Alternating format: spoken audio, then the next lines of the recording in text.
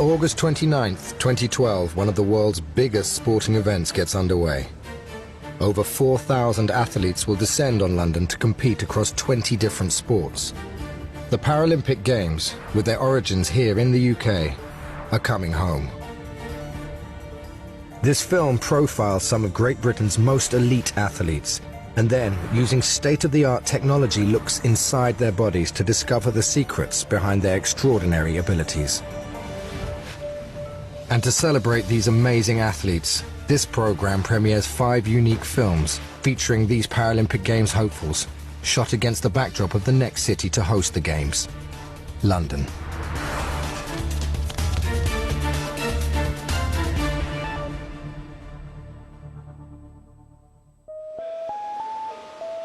It's 2 years since the Beijing Paralympic Games, where Britain had major success, coming second in the medal table. Liz Johnson, aged 24, is now training hard for London 2012. Do I look 24? No. Good. Liz's extraordinary story made headlines twice during Beijing. Tragically, her mother died the day Liz arrived at the Games. Then, a week later, she won a gold medal. I should never have won that race, you know, because my mind was so numb. I think what got me through was the preparation I'd done in the 3.5 years preceding it, and my mum too, you know, because like she'd helped me deal with the fact she was ill. Like obviously I didn't know that she was going to die while I was in Beijing, and she never ever let on that she thought she would. She'd sacrificed so much to give me the opportunity to go and achieve my dream. In a weird way, like my mum got the recognition that she deserved.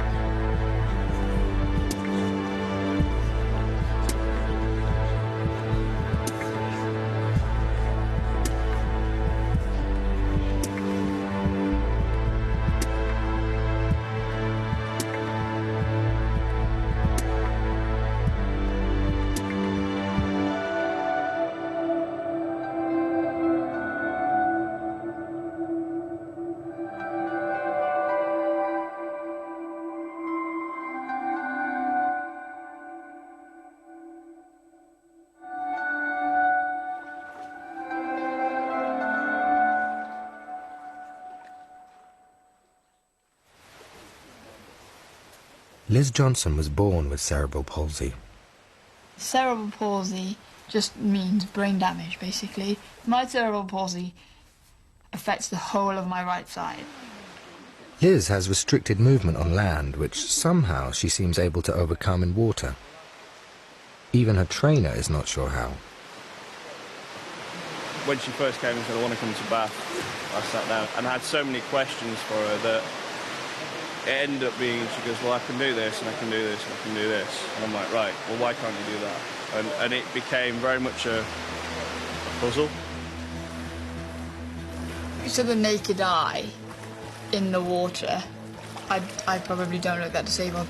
But if you compare me to an Olympic breaststroker, then it is clear that my impairment is quite large in the water. As a youngster, I didn't consider myself to be disabled. Do you now? I'm disabled, yes, I guess. Well, I am. Like, there's no getting away from it. There are things that I can't do that other people can do. Bam. But it doesn't mean that I can't actually achieve the same outcome as them. I'll just go about it in a different way. While many athletes are competing to qualify for their first Paralympic Games at London 2012, one is aiming for his fourth. Lee Pearson, CBE, MBE, OBE, who has amassed 9 gold medals in the 3 previous Paralympic Games for equestrian dressage. Are you ready for me? Stand still, wild thing. Turn around. My disability is called arthrogryphosis multiplex congenita. Genetically, the muscle tissue didn't grow correctly when I was inside my mum and growing. So when I was born, the right foot was wrapped around the left knee, the left foot was wrapped around the right knee, my arms were deadly straight and twisted. This is my natural height. That's not meant to be small. Everybody says that my sport doesn't seem like the most athletic of sports, but I say to them, I'll give you a riding lesson and we'll see who survives the longest and how fit you have to be.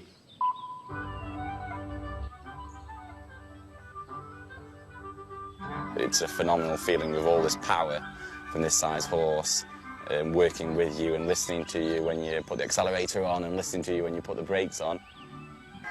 You just pray when it's important that he's going to behave.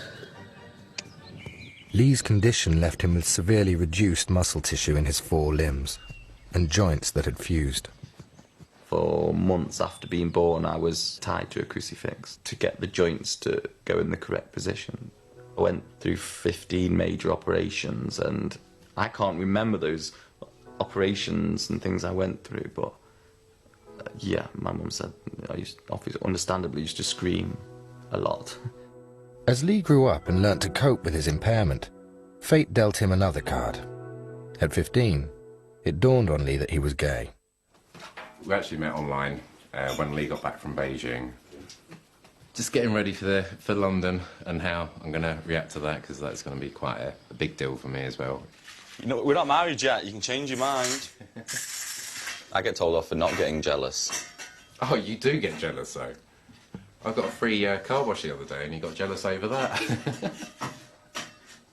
Do you know, these car washes, all these Croatians, he arrives here and he went, I've got a car washed. I went, yeah, good, it's free.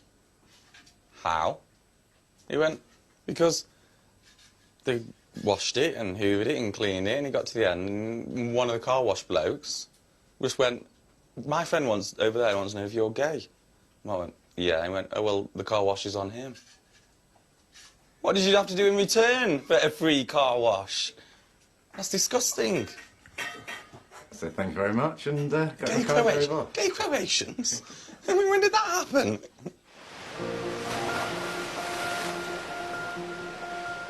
Liz Johnson spends 20 hours a week in the water training for a relentless cycle of competitions.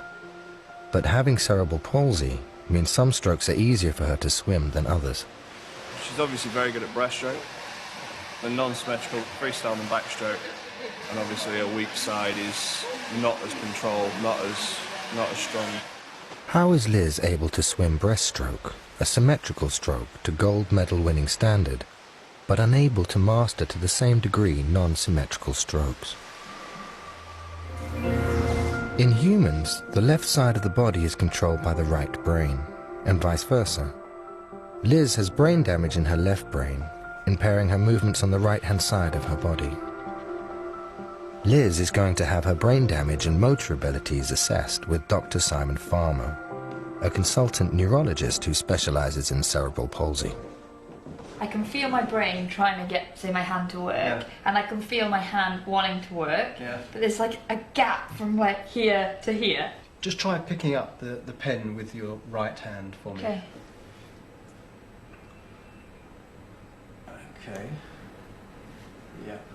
And it's clearly a lot of effort, isn't it? You're going red in the Yeah, I have to hold my breath. One of the ideas that we may explore with you is whether the side of the brain that suffered most of the injury, which is on the left side, which controls the right side of your body, whether the actions of that part of the brain are actually being compensated for by the right side of the brain, which is the undamaged side, or the less affected side.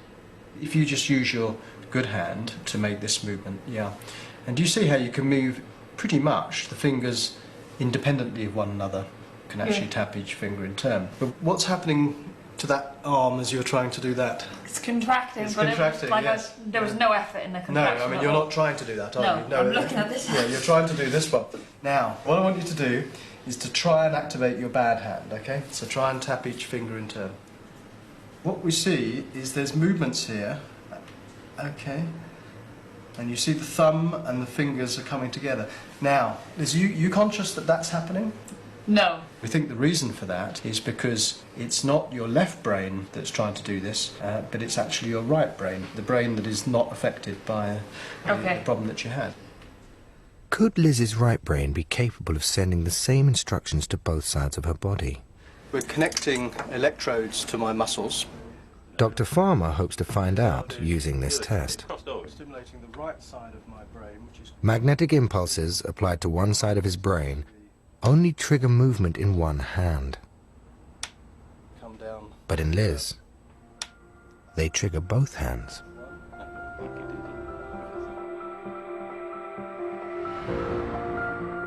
Liz's most successful swimming strokes are symmetrical, like breaststroke.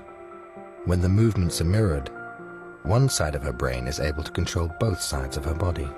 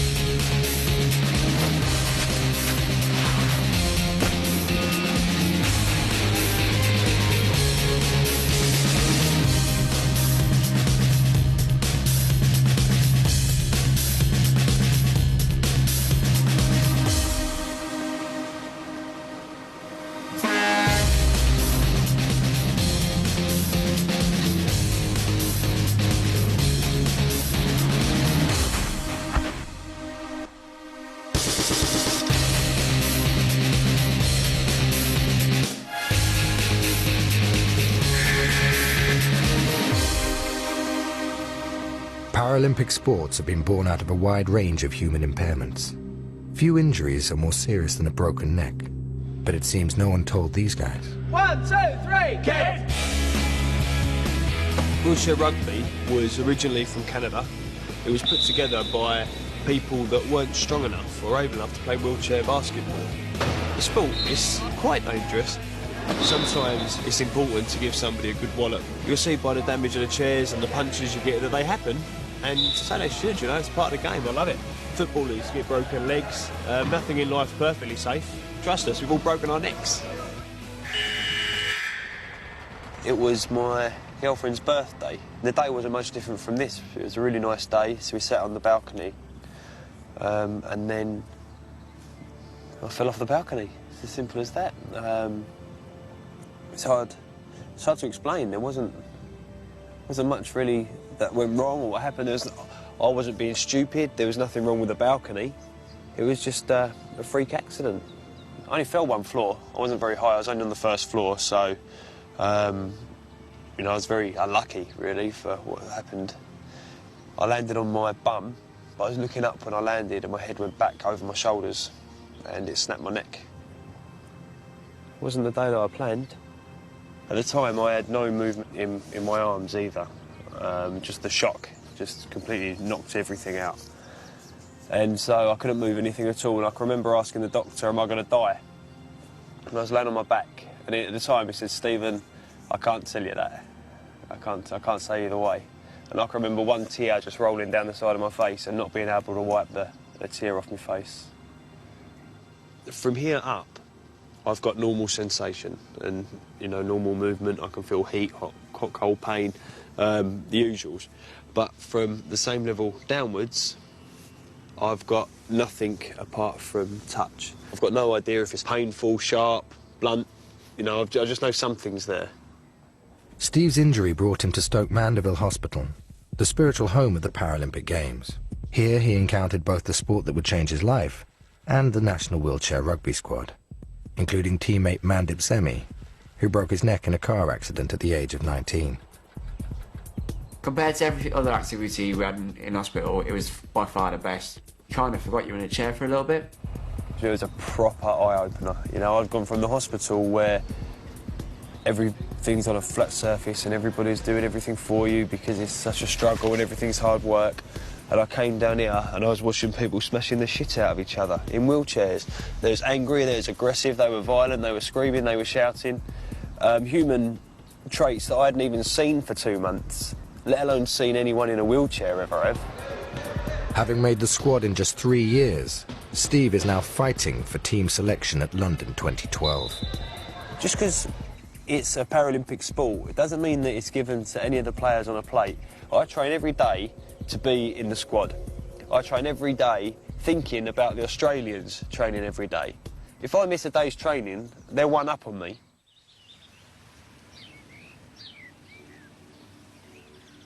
Dressage is the art and sport of horse training.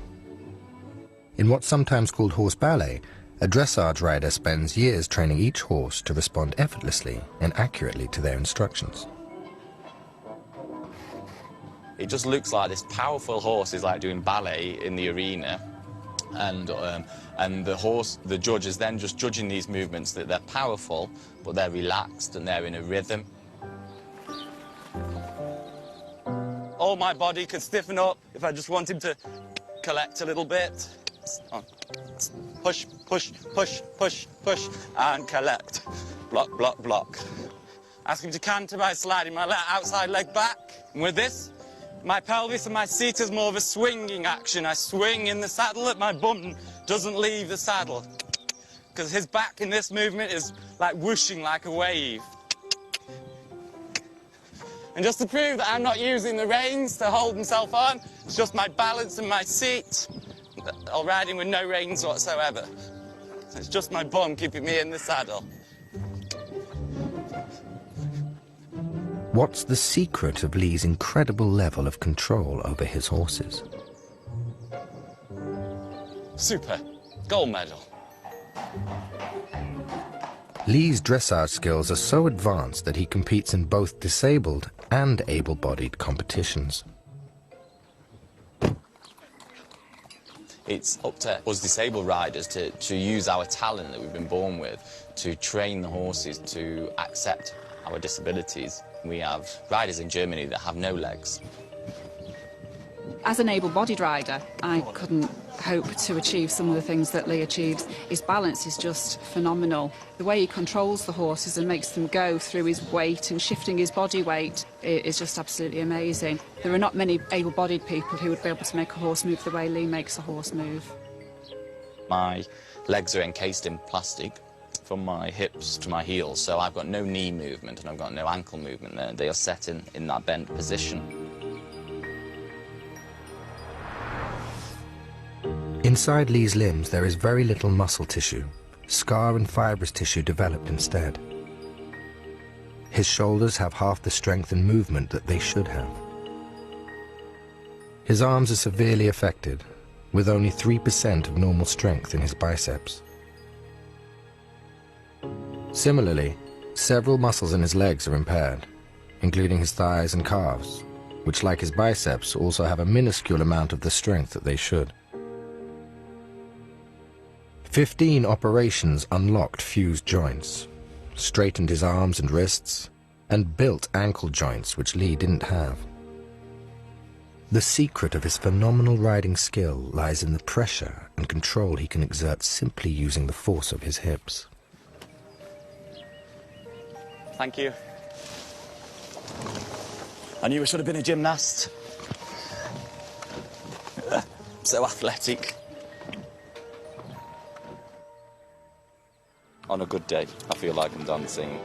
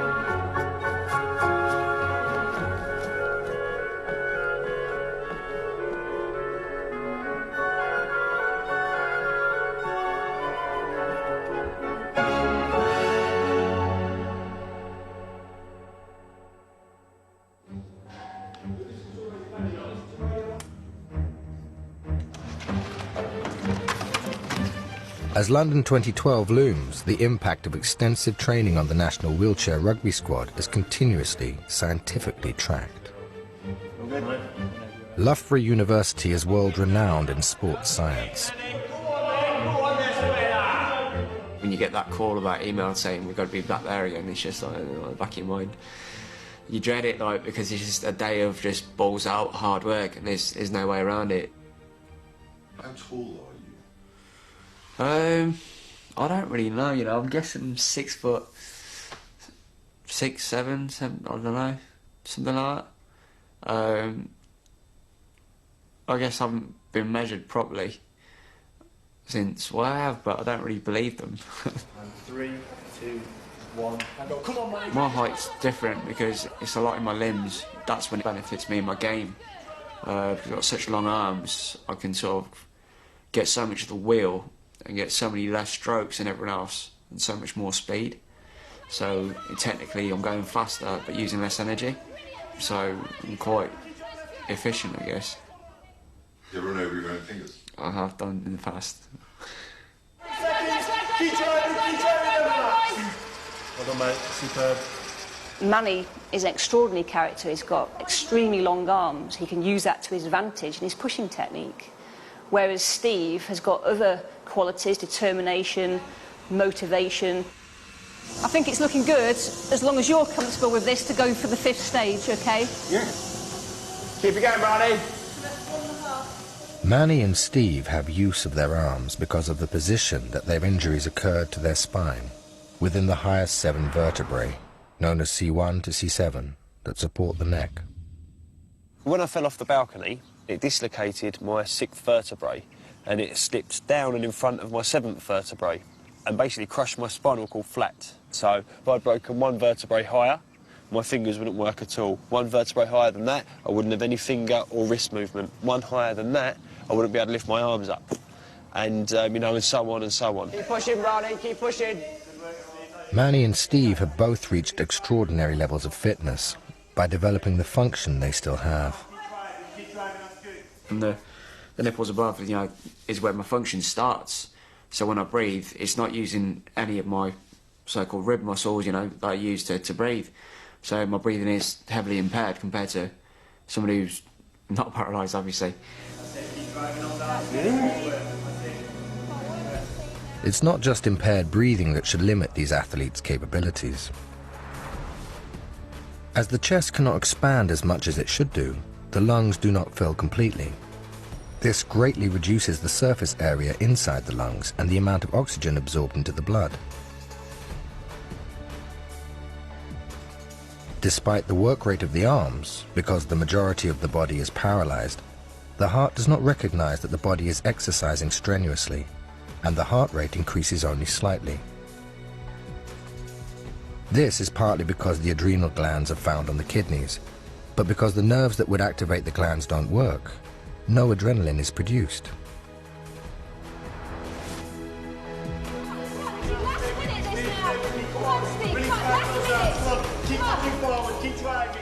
It was thought that these deficiencies would mean quadriplegic athletes could never achieve high fitness levels. But research like this is showing that that's not the case. These athletes' intense training programs have seen them break through the predicted limits. Push, push, push. Come on, let's keep driving, keep driving. 10 more seconds, okay, relax. Brilliant, brilliant, brilliant. That's excellent. After 30 minutes, Steve is exhausted. Well done, Ronnie. It shouldn't have taken me the loss of 2/3 of my body to make the most of the last third, but it did. Dave Clark is captain of England's football team, England's blind football team. I've been blind since birth. I have congenital glaucoma. My sight loss, I think it was caused by something during my mother's pregnancy. But I don't know, and to be honest with you, I don't really care.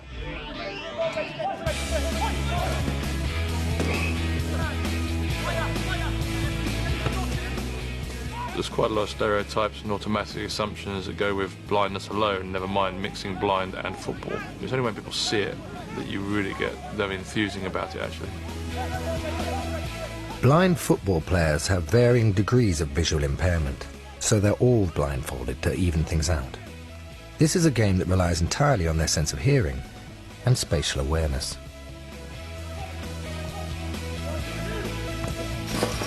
Well, first of all, is the ball makes a rattle sound when it moves. You've got a sighted goalkeeper. It's played on a five-a-side pitch. You've got a defender. Usually 2 midfielders and an up-fronter. You've got a coach on the sideline and a coach behind the goal. You're 1-on-1. You passed him. Shoot! We have the boards down the side to keep the ball in, but also it helps with the players' orientation so that they're able to gauge some sound and echo location from the boards. The biggest thing is really working on their orientation skills and mobility, so they're the biggest things that are different from, you know, working with sighted people. Face the goal, face the goal. Go on, control it. No one said shoot. No finish. That's better. Great save. I think the advantages that you have being born blind in a footballing environment is that your spatial awareness seems to be generally better. Ned, come and lie down on your bed. Come on. When Dave isn't wearing an England top, he wears a shirt and tie. Dave works as a bank executive. After 15 years at an office in the city, he's very recently relocated and is still familiarizing himself with the new surroundings. The vision that I have in my head, I don't know where it comes from. It has to be through the brain taking all the senses other than sight and putting that all together to produce a picture, I guess. The nice thing about this space is that it's very tight, it's very, you know, you can really get a sense of, I can walk straight down the middle of this because I can really tell where the walls are, even though they're made of glass, which is not ideal because it doesn't give the same kind of noise as this stuff would. But I'm also hearing a gap here because there's nothing, you know, there's sound coming from behind it, whereas if I stand here, the sound is dead because it's a wall, but if I stand in this gap here, so that's why I can reasonably easily, you know, kind of walk like that through a door because there's the sound of the space, if you like. Dave's new work colleagues are getting used to how he sees his world. But he's decided the time is right to give them a glimpse of his other life. David spoke to his old office, London City, and they've kindly agreed to come down and give us a five-a-side football match. Come 5 o'clock, we're going to put our kit on and hopefully beat the other office. I think they're very, very interested to see how it works for me, but I know what will happen. There'll be that level of interest at the first 2 or 3 minutes, and then they'll be playing football. One of Team GB's most recent athletics recruits, Stephanie Reed, is in the final stages of preparation for the 2010 Paralympic World Cup in Manchester. I compete in the 100 meters, I do the 200 meters, and I do the long jump. I lost my leg when I was 16 and started using one of these when I was about 19. You know, it was a wonderful day. I just spent the weekend at my best friend's cottage with another friend, and we were going tubing, which is where you have an inner tube that's attached to a motorboat, and they just kind of drag you behind it. And you know, obviously the point is to go so fast and do a fast corner that, you know, it knocks you off the tube. Usually they'll have a spotter and a driver, and so the spotter alerts the driver to let them know if someone's off the tube, but there was just a miscommunication, and the driver actually, he just didn't know that I was in the water, and so he kept on going, which was fine, and I was just in the water waiting to get picked up again. And you know, I saw the boat coming, and so I thought maybe if I dove down underneath the boat to miss the propellers, then I would be okay. But the problem was I had a life vest on. I got caught in the propellers both across my lower back and my glutes, and also I had a cut along the middle of my foot, and the biggest reasons the foot was amputated in the end was the surgeon knew that I was quite athletic, and he knew that I would get far more activity out of an artificial leg as opposed to the foot that, if he had just sewn it up as best as he could, it probably would have only been about 60% functional. Stephanie's carbon fiber running blade costs the same as a small car and lasts only 2 years. There's a lot more to how it works than meets the eye.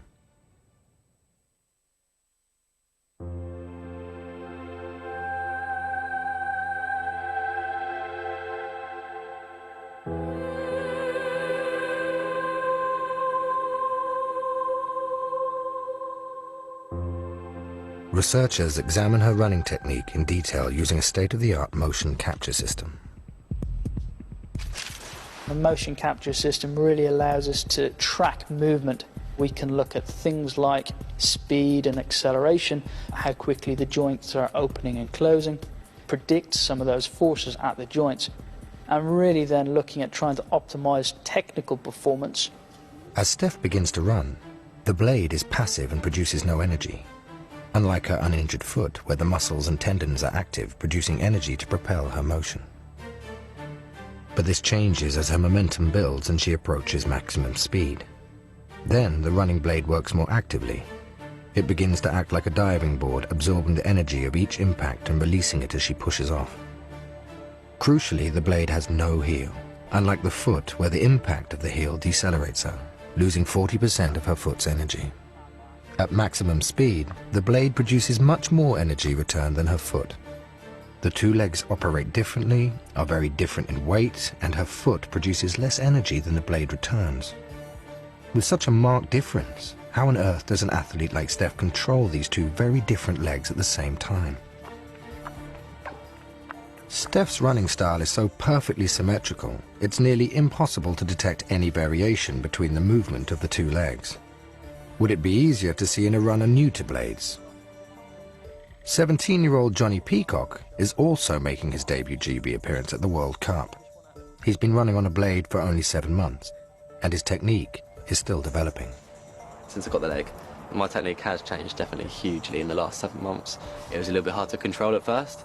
Like my leg used to swing out when I was running and stuff, and it made it harder, but it's all technique things, but it was definitely a lot different and a lot better. 3, 2, 1, go. Johnny lost his leg at the age of 5 to meningitis. Excellent. Good man, you hit it spot on. I remember one thing, driving through some red traffic lights. I was in the back seat of the car with my Power Rangers duvet around me. Good old Power Rangers. You don't explain to a 5-year-old that they're about to lose their leg. That's a very awful conversation to have, and it's also an incredibly difficult conversation to convey what that's going to mean.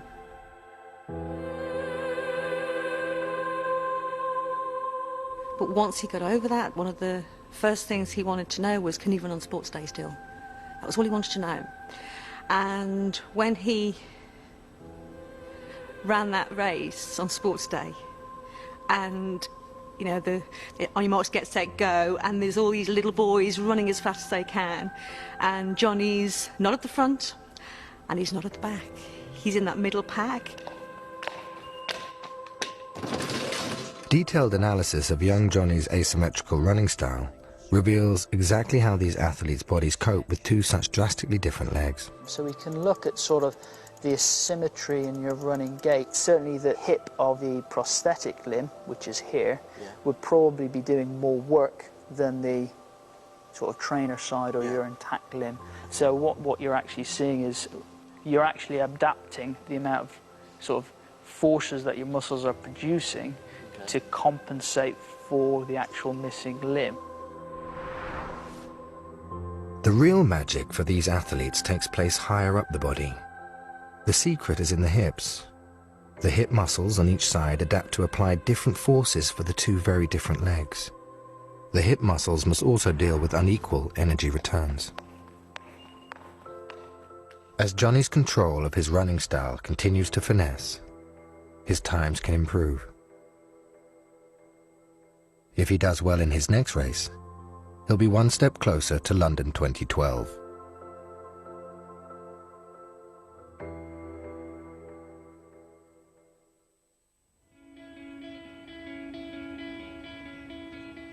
In Hertfordshire, the captain of the England blind football team, Dave Clark, and his sighted co-workers are lining up for a five-a-side against his old office. What's important to me was just to know the dimensions of the pitch and then to get on with it.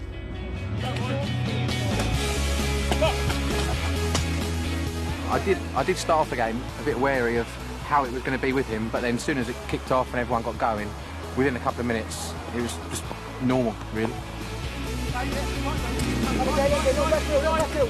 He was absolutely fantastic. He's aware of players around him. Oh, just very impressed, very impressed.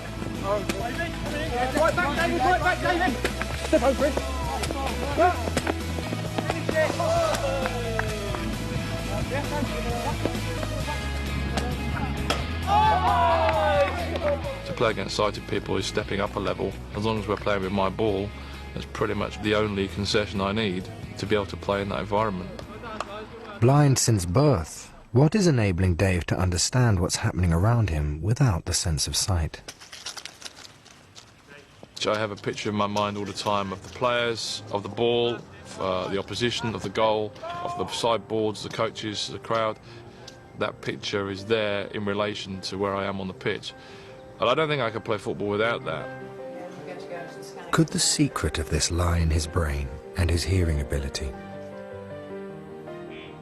Dave has joined Rodri Cusack, a neuroscientist at Cambridge University, to examine how his brain processes what he hears.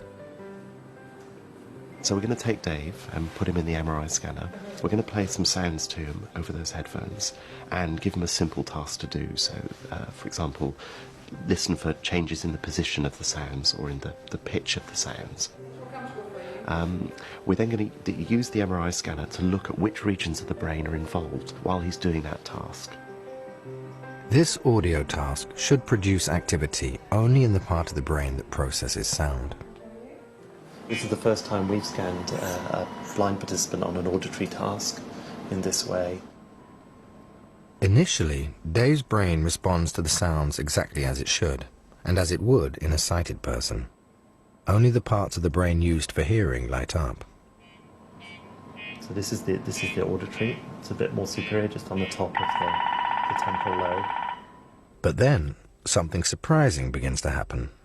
The part of the brain that deals with vision begins to respond to the sounds too.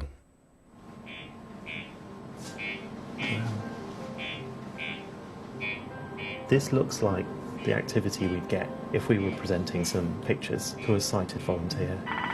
You didn't expect that? No, certainly not so strongly. It's amazingly robust. Scientists often assume that the sensory regions are hardwired, and what we're seeing here is what neuroscientists call plasticity. So the visual regions at the back of the brain are starting to process sounds in the absence of visual input. An increased capacity to process sounds could explain Dave's incredible spatial awareness and his ability to see what he hears.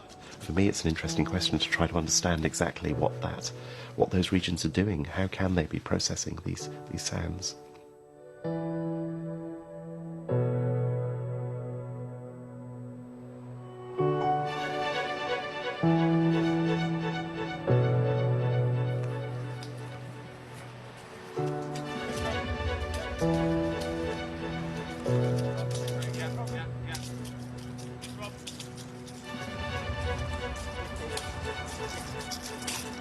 Hello, Dave.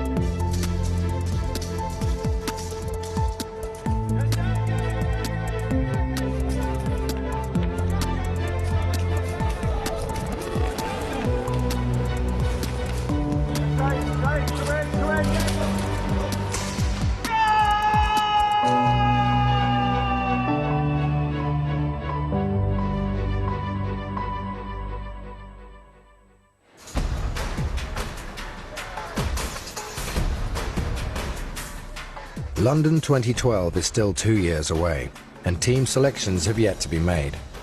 The Paralympic World Cup offers a chance to impress the selectors, especially for Johnny, who's making his debut appearance for Team GB.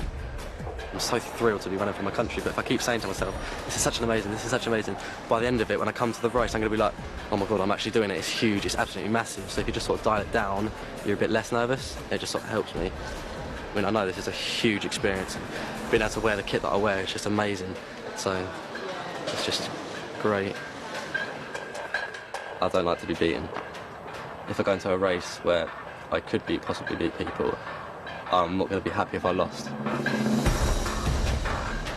Beating his previous personal best of 12.37 would keep Johnny in the running for the Paralympic Games.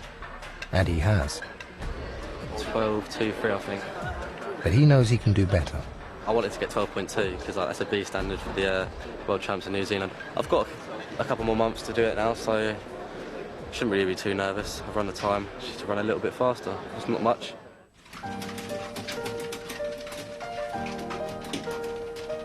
This is the disabled, lazy way of walking your dogs. Some people might be a bit shocked, but they love it. They get on and off as they want to. We've got a puppy underneath at the moment, which is not so good. Vogue, come out there. Come on out. 11 days, 20 sports, 4,000 athletes. 2 years to go. These men and women and hundreds of Britons like them have nothing else on their mind. With training comes fitness, with effort comes accomplishment, and with determination comes success. What's inside these incredible athletes is an unrivaled drive, unending commitment and a will to be centre stage at arguably the most important sporting event in the UK for generations. It's 12 at 12 for me. I'll be after my 12th gold medal at London 2012. I perform best when I'm not afraid to fail. And that's hard, especially when you're going into a home Olympics, because there is a lot at stake if you fail. In the last 2 years, I've made a lot of changes to my training regime and to my lifestyle. In terms of the next 2 years and where they're going to take me, I think it's all about building on the foundations that I've set myself. I think I'd ever be happy if I didn't get into London. It's going to take a lot longer to get these tiny little chunks off, because I've taken over a second in the last year. I'm not going to take a second off in the next year, and I know that.